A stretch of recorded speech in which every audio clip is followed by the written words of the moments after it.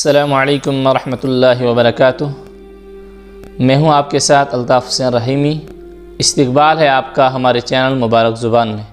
اس channel میں آپ عربی زبان بولنے اور سیکھنے کے متعلق عربی گرامر کی روشنی میں معلومات حاصل کر رہے ہیں۔ جیسا کہ ہم نے سبق نمبر 6 میں پڑھا تھا کہ کلمے کی 3 قسمیں ہیں، اسم، فعل اور حرف۔ آج ہم کلمے کی 3 قسموں میں سے پہلی قسم یعنی اسم کی قسمیں پڑھیں گے کہ اسم کس کس قسم کا ہوتا ہے اور اسم کی بنیادی طور سے کتنی قسمیں ہیں۔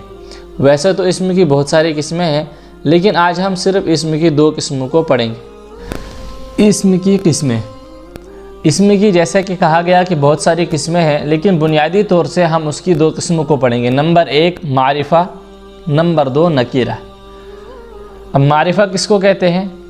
معرفہ کا مطلب آتا ہے وہ اسم ہے جو متعین چیز پر دلالت کرے، یعنی معرفہ اس اسم کو کہتے ہیں جو کسی متعین چیز پر دلالت کرے تو اسے معرفہ کہیں گے، اور اگر غیر متعین چیز پر دلالت کرے تو اسے نکیرہ کہیں گے۔ نکیرہ وہ اسم ہے جو غیر متعین چیز پر دلالت کرے، یعنی معرفہ ہوتا ہے جو متعین چیز پر دلالت کرتا ہے، اور نکیرہ وہ ہوتا ہے جو کسی غیر متعین چیز پر دلالت کرتا ہے۔ معرفہ اور نکیرہ کو ہم مثالوں کے ساتھ سمجھیں تو ایسے سمجھیں گے، دیکھیے ہے رجلن۔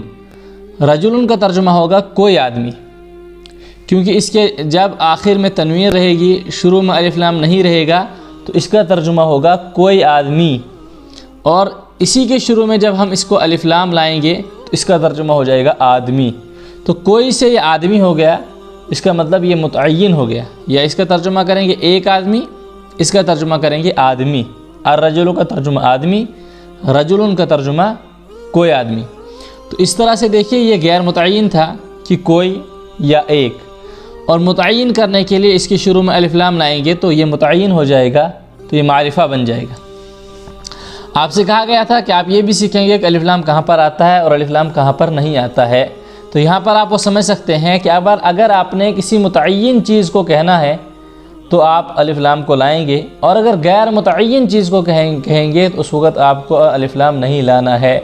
مثال آپ سمجھ لیجئے، آپ کو کہنا ہے کوئی لڑکا، تو آپ کہیں گے ولدن، کوئی لڑکا، یا آپ کو کہنا ہے ایک لڑکا تو آپ کہیں گے ولدن، ایک لڑکا۔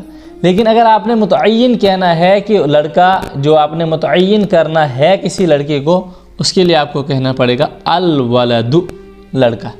اسی طرح امن، اس کے آخر میں تنوین ہوگا تو غیر متعین ہو جائے گا، یعنی نکرہ، اور الام پڑھیں گے تو یہ معرفہ ہو جائے گا، پھر اس وقت یہ متعین ہو جائے گا۔ اسی طرح طفل، الطفل، ترجمہ نہیں بتا رہے اس کا کیونکہ ہم نے ان تمام چیزوں کا ترجمہ پڑھا ہے۔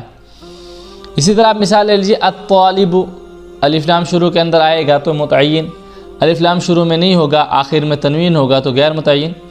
اور یہاں پر ایک دوسری بات بھی آپ کو سمجھنے کی ہے، وہ یہ کہ دیکھیے الف لام اور تنوین ایک ساتھ دونوں جمع نہیں ہو سکتے، کیونکہ آپ نے دیکھا کہ الف لام کے ذریعے سے چیز کو متعین کیا جاتا ہے، اور آخر میں تنوین ہوگی تو چیز غیر متعین ہوگی۔ اسی طرح اگر ہم مثال آپ سمجھ لیجئے، ہم لکھتے ہیں ولدن، اس کا ترجمہ ہوگا کوئی لڑکا، آپ لکھتے ہیں الولد، اس کا ترجمہ ہوگا لڑکا۔ لیکن اگر ہم الف لام اور تنوین کو جمع کریں گے اور لکھیں گے الولدن،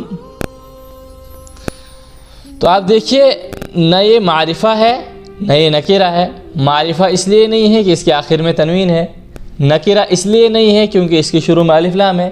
گویا کہ جب یہ دونوں چیزیں یعنی الف لام اور تنوین جمع ہو جائیں گی تو یہ اسم ہونے سے خارج ہو جائے گا، کیونکہ یہ کوئی قسم ہی نہیں ہے اسم کی، نہ تو یہ معرفہ ہے نہ نکیرہ ہے۔ اس لیے اس کو معرفہ یا نکیرہ بنانے کے لیے یا تو صرف الف لام شروع میں لائیں گے، تنوین کو ہٹا دیں گے، یا الف لام کو ہٹانا پڑے گا اور آخر میں تنوین دیں گے، اس وقت جو ہمارا جملہ ہے وہ بالکل درست ہوگا۔ تو آپ سمجھ گئے ہوں گے کہ الف لام اور تنوین آپس میں جمع کیوں نہیں ہو سکتے، اس لیے کہ الف لام کے ذریعے سے معرفہ کا ظہور ہوتا ہے، معرفہ سمجھ میں آتا ہے، اور الف لام نہ ہونے سے، آخر میں تنوین ہونے سے نکیرہ سمجھ میں آتا ہے۔ لیکن اگر دونوں جمع ہو جائیں تو یہ تو تضاد ہو جائے گا، الف لام بھی اور تنوین بھی، تو اس لیے الف لام اور تنوین آپس میں کبھی جمع ہو نہیں سکتے۔ الف لام ہوگا تو آخر میں ایک ہی پیش آئے گا، یا ایک ہی زبر آئے گا، یا ایک ہی زیر آئے گا، اور الف لام نہیں ہوگا تو آخر میں 2 زبر 2 زیر یا 2 پیش آئیں گے۔ اسی طرح لے لیجیے مثال العم چچا متعین، امن کوئی چچا یا ایک چچا، القلنسوۃ ٹوپی، قلنسوۃن کوئی ٹوپی یا ایک ٹوپی۔ دیکھیے میں نے مزید کلمات یہاں پر لکھ دیے ہیں، اب آپ کو خود اپنی کاپی کے اندر یا اپنے دماغ سے ان کے اوپر یہ دیکھنا ہے کہ کس میں تنوین آئے گی اور کس میں تنوین نہیں آئے گی۔ بنیادی طور سے آپ کو ایک قاعدہ یاد رکھنا ہے، الف لام ہوگا تو آخر میں تنوین نہیں آئے گی، ایک ہی پیش آئے گا، اور الف لام نہیں ہوگا تو آخر میں 2 پیش آئیں گے۔ یہ قاعدہ آپ یاد رکھ لیجئے۔ اس کے بعد ان مثالوں کو دیکھ لیجئے، دیکھیں میں نے الوالد لکھا ہے، الوالد، دال پر میں نے کوئی بھی زبر زیر پیش نہیں لکھا ہے۔ اب آپ کو اس پر لکھنا ہے 2 زبر آئیں، 2 پیش آئیں گے یا 1 پیش آئے گا، یہ آپ کو لکھنا ہے۔ والد یہ لکھا ہے، اس پر بھی آپ نے لکھنا ہے 2 پیش آئیں گے یا 1 پیش۔ اسی طرح باب ہے، الباب ہے، النافذہ ہے، نافذہ ہے، الجد ہے، جد ہے۔ اس کے اوپر آپ نے یہ دیکھنا ہے کہ کس پر 2 پیش آئیں گے اور کس پر 1 پیش آئے گا۔ ایک تو آپ کو یہ کام کرنا ہے۔ جب آپ اس طرح سے کام کریں گے تو انشاءاللہ کافی حد تک اپنی ذات سے آپ عربی بولنے پر قادر ہو جائیں گے۔ اسی طرح آپ اردو میں سمجھ لیجئے کہ آپ کے پاس ایک جملہ ہے کوئی پوفی، تو کوئی اس وقت بولا جائے گا جب کہ الف لام نہیں ہوگا، تنوین ہوگی۔ آپ نے پوفی کی عربی پڑھی ہے تو آپ کو یہ دیکھنا ہے کہ کوئی پوفی ترجمہ کس وقت ہوگا۔ آپ کو صرف ایک چیز یاد رکھنی ہے کہ آخر میں تنوین دینی، الف لام نہیں دینا ہے جب ترجمہ ہوگا کوئی پوفی۔ پھوفی تو اس کو بھی آپ نے دیکھا ہے کس طرح آئے گا، کوئی دادی، دادی، کوئی لڑکی اور لڑکی، گویا کہ متعین اور غیر متعین، متعین اور غیر متعین۔ اور بنیادی طور سے آپ کو ایک چیز یاد رکھنی ہے، متعین ہوگا تو الف لام آئے گا، متعین نہیں ہوگا تو آخر میں تنوین آئے گی۔ اور ان کو آپ نے دیکھنا ہے، الف لام ہوگا تو آخر میں 1 پیش، الف لام نہیں ہوگا تو آخر میں تنوین آئے گی۔ امید کرتے ہیں کہ آپ کو یہ ویڈیو اچھی لگی ہوگی۔ عربی کے متعلق ایسی ہی معلوماتی ویڈیو کو جاننے کے لیے، عربی گرامر کے متعلق کوئی بھی بات جاننے کے لیے ہمارے چینل کو سبسکرائب کریں، اور اگر کوئی بات آپ کو سمجھ نہیں آتی تو کامنٹ کے ذریعے سے پوچھ لیں۔ اب ملتے ہیں اگلی ویڈیو میں، تب تک کے لیے اللہ حافظ۔